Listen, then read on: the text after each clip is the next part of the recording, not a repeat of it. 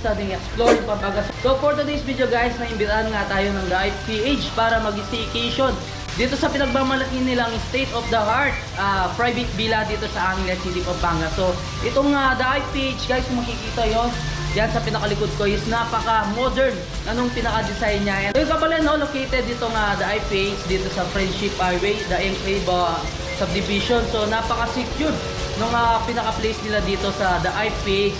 And then syempre guys, so yung pinaka-highlights nung staycation natin ngayon or yung pinaka-vlog natin guys, yung may pakita sa inyo yung whirlpool jacuzzi pool nila na ipinagmamalaki ng The IPH. And then syempre guys, yung fireworks cascade.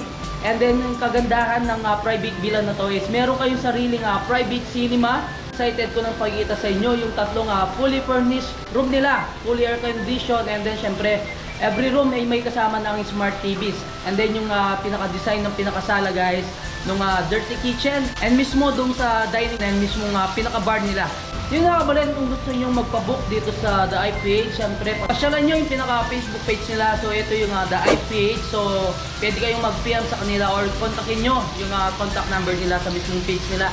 And then syempre guys, pwede rin kayong magpabook sa RR Travelcation. Ito sa mga Facebook page ng The IPH na kung saan pwede kayong magpabook. So for past transaction, inquiries, for booking, so pwede kayong mag-PM dito sa RR Travelcation Facebook page.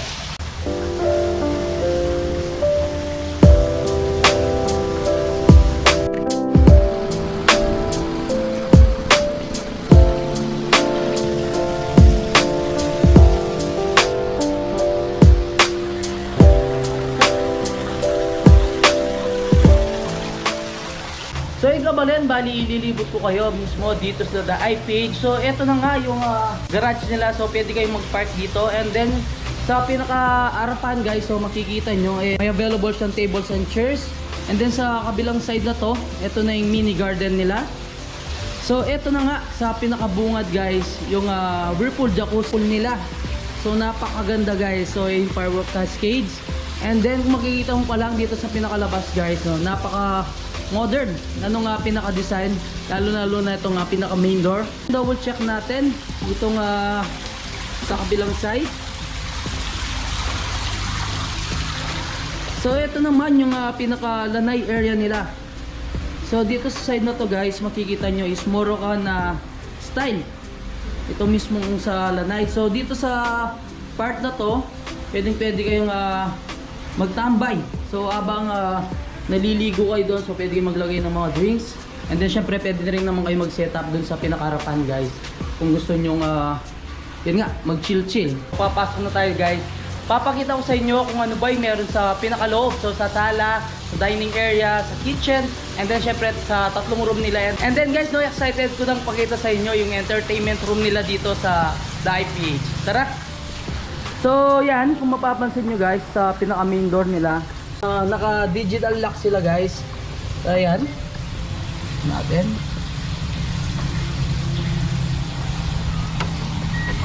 Ayun. Yan no, kabalin, bubungad sa inyo itong pinaka-sala ng The IPH. So dito pa lang sa chandelier nila, ng mga ceiling lamp is napaka-modern na nung pinaka-design. And then guys, dito sa mismong sala nila makikita nyo, so fully air conditioned, so centralized yung pinaka-aircon nila. And then syempre napaka-laki nung smart TVs nila. And then may extra electric fan. So ito na yung mga sopa ng pinakasala ng The IPH. So halos magkatabi lang guys. Ito na yung pinaka-dining area. Napakaganda ng kulay ng mga chairs ng dining area nila. So kabilang side, ito na yung papuntang second floor. And then guys, kung mapapansin nyo, itong pinaka-wall nila dito is naka wallpaper din. So pwede rin kayong mag-photo op dito mismo sa pinaka-wall nila. May isang aircon din sila dito sa may dining area. So ayan guys, napakaganda ng mismong loob ng The IPH. And then syempre guys, no, sa first floor meron din silang comfort room or CR. So ito yung pinaka comfort room nila sa first floor. So ayan. Kagandahan niya guys, no? Meron na siyang drop lights. And then ito na yung pinaka-sink. So, may glass dito guys sa shower area niya. Magka-divide yung pinaka-toilet. And then guys, yung pinaka-shower. Wow! Napakaganda guys. Sa kabilang area, ito naman yung pinaka-dirty kitchen nila. So, sa dirty kitchen guys, so may kasama na siyang ref. So, ito yung mga cabinet. Glass yung ginamit nila, and then may pinaka-drop lights, and then syempre guys may natural lights. Ayan siya sa pinakataas. So yun tatawag ng skylight guys. So dito sa side na to, ayan, meron silang range wood. So may free mineral water na kayo guys kapag nag-check-in kayo dito sa Dive PH. And then syempre kumpleto rin naman yung gamit. May mga pinggan, kutsara, tinidor. Pwede rin kayong magsanggipsal. So pwede yung gamitin mismong gas stove nila doon. Wow! Kumpleto lahat ng gamit guys. Check na natin dito sa side ng dirty kitchen. So ito yung papunta sa may pool guys. Ito na yung mini garden nila dito sa The IPH. Ito naman yung pinaka kitchen area din nila. Kung makikita nyo guys yan. So may mga cabinets na. So may isang sink dito. And then meron din namang mga yan, mga cabinets na pwedeng lagyan nyo ng mga dala nyong food. So this area, bawal din yung mag-smoke guys. And then kagandahan niya, kung dun sa mismo sa dirty kitchen, merong rep. So meron ding double door rep, yung the IPH. Yun, bali dalawa yung rep natin guys. Dun sa mismong kitchen area, and then dito sa mismong kitchen sa pinakaloob. So ayan na, kapag nandito ka sa side na to or yung bar area, so tanaw mo na, ito na yung pinaka-dining area. So andun naman yung pinaka-living area. So ito yung binigay na foods ng 30 Mil. So pinadala din sa atin ni Ma'am Ina, one of the owner of the IPH. So shout out po sa 30 Mil sa napakasarap na foods na pinadala nyo. So dadalan tayo ng kikiam, and then syempre meron din silang squid ball. So yung pinaka name po ng FB page is 30 Mil. So pwede po kayo mag-order sa Grab Food, and then syempre sa Food Panda. So search nyo lang 30 Mil.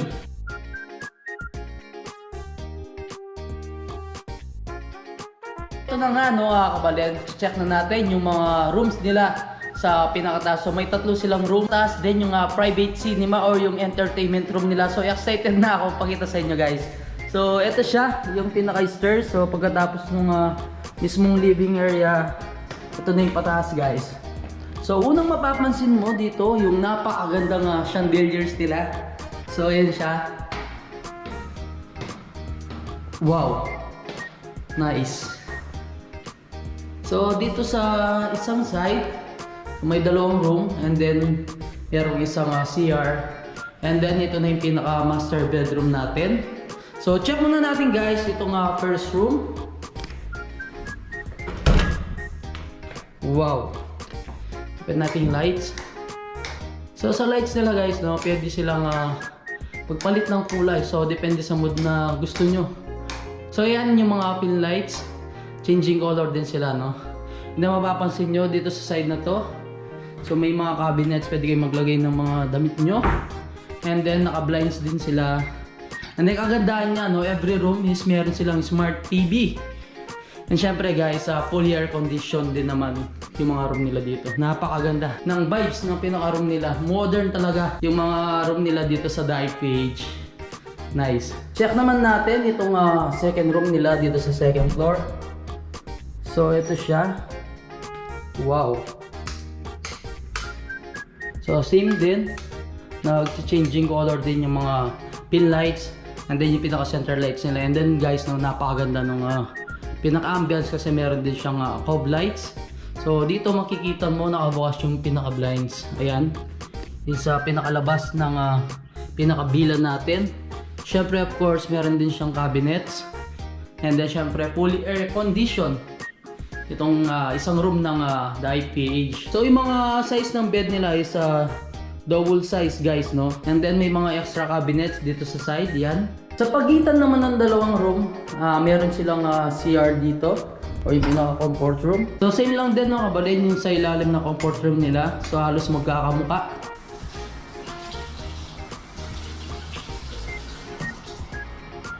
So yun na kabalin yung first two rooms na pinakita ko dito sa The IPH. So may dalawang room. And then sa kabilang side, ito na yung pinaka master bedroom nila. So may CR din sa pinakataas. So check natin itong pinaka master bedroom. Wow. So open natin. So same lang din guys no. Tricolor din. Pati center light nila. So yan siya guys. Check natin yung pinakamaliwanag. So yun, diyamak naman na mas malaki talaga itong pinaka master bedroom nila. So ayan, I think sa queen size yung pinaka bed. And then dito no sa pangatlong room is meron siyang sariling CR. Wow. Check din natin sa kabilang side. Ito may cabinets din naman sila dito. And then syempre napakalaki ng smart TV nila. So may extra cabinets dito sa ilalim guys. Kung ayaw ng sobrang lamig, so yan, meron silang extra electric fan. And then guys no, kung mag-aayos kayo, so syempre ito favorite area ng mga girls. So ayan, pwede kayong magayos dito sa mismong area na to. And then syempre fully air conditioned din naman yung pinaka room natin. Kagandaan niya guys, ito may blinds. So makikita mo dito yung pinaka view nung Whirlpool jacuzzi pool ng The IPH. So yun guys, kitang kita dito sa pinakataas. Nice. So open siya. Ayan, ang ganda nung magkikita mong view. Nung kakatapos natin i-check itong pinaka master bedroom ng The IPH. So check naman natin itong entertainment room or yung private cinema room nila dito sa The IPH. So ito siya guys. Open na natin. Wow, nice. So for me, ito yung pinaka-highlights nila dito sa The IPH. Syempre, ang meron siyang entertainment area. So pwede kayong magtambay dito. And then syempre perfect para mag-bonding kayong magpapamilya or kasama yung mga barkada nyo. And pwede kayong manood ng mga movies dyan. And then syempre pwede kayong magkantahan. Ito na yung karaoke area din ng The IPH.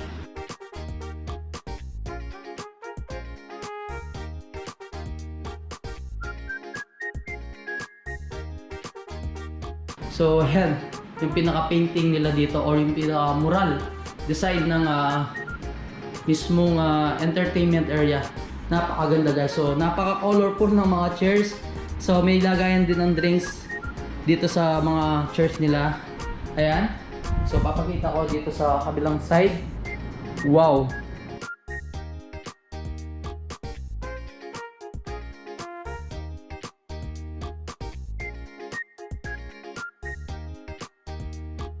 Dito mismo sa entertainment room nila, so meron isang door dito sa pinakalikod ko. So check natin yung pinaka-balcony nila para makita natin yung pinaka-view ng Whirlpool jacuzzi pool nila sa pinakataas ng The IPH. Let's G!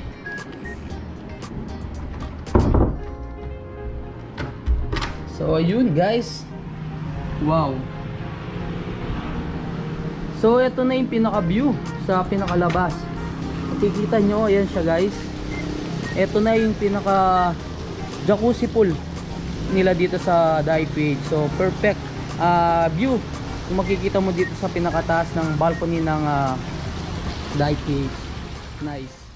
Yun ako balad kung sa mismo pinaka main door nila is naka digital lock yung pinaka main door nila. So napaka high-tech and then napaka modern talaga ng design ng The IPH. Private villa, sabi nga is state of the art private villa dito sa Angeles City, Pampanga. So yun guys, nakikita nyo itong pinaka blinds natin. So sa pinakalabas, full glass siya. So may automatic blind siya guys. So gamit tong remote na to, pwede siyang magbukas sa mag-isa. I-push natin tong button na to. So ayan siya. Wow, diba? Napaka-automatic talaga ng IPH. And then syempre guys, napakaganda ng villa. And then modern talaga yung pinaka-design. Pinaka-purpose nito guys, no? kung makikita nyo, kung nandito kayo, so nanonood kayo ng TV, kasama yung family nyo, and then may mga kids kayong makakasama, and then naliligo mismo dito sa pinaka-pool. Mismong area na to is kitang-kita mo sila na nagsusim. Welcome to the Hype PH Private Villa!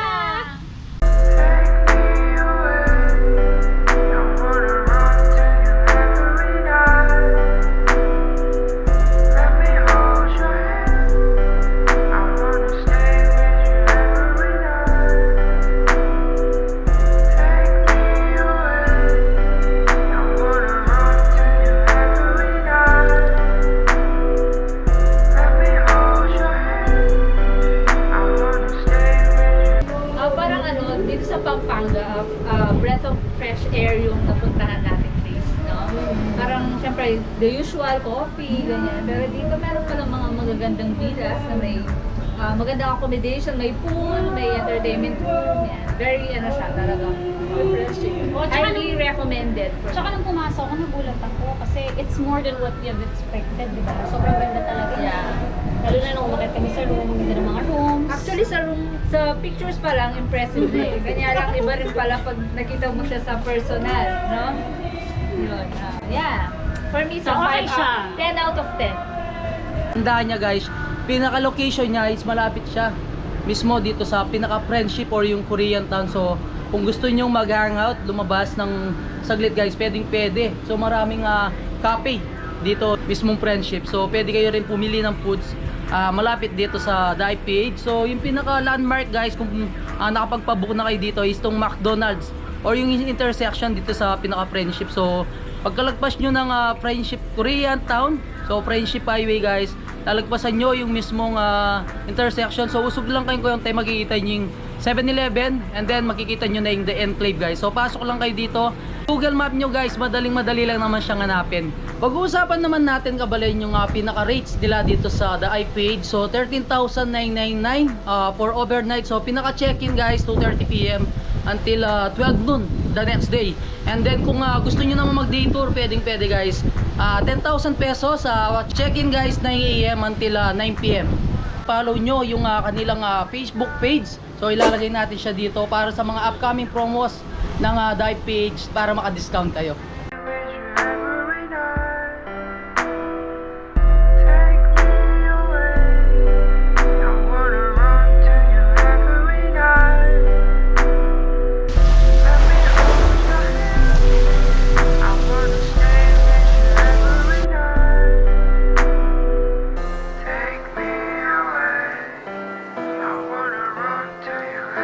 Pinakabalin yung pinakalalim ng pool nila dito sa The IPH. So dito sa bandang dito, nasa 3 feet lang siya. So papunta dun sa may firework cascades nila. So nasa 4 feet na siya guys. Hindi lang natin maipakita yung whirlpool jacuzzi nila kasi nga medyo nagkaroon ng technical problems.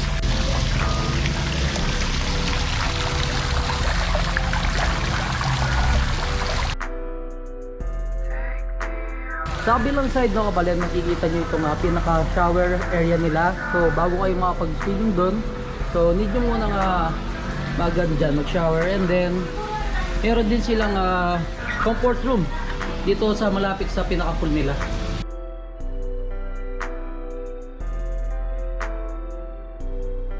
So yun guys, no, tapos na yung araw. So oras na para umuwi. So hanggang dito na lang guys. Don't forget to subscribe, like, comment, and click the notification bell para updated kayo sa lahat ng videos ko. And then syempre guys, huwag niyong kalimutang i-share itong video to para malaman ng mga kabalan natin dyan na merong ganito kagandang private villa dito sa Angeles City, Pampanga. Book na kayo. Until our next vlog. Peace out!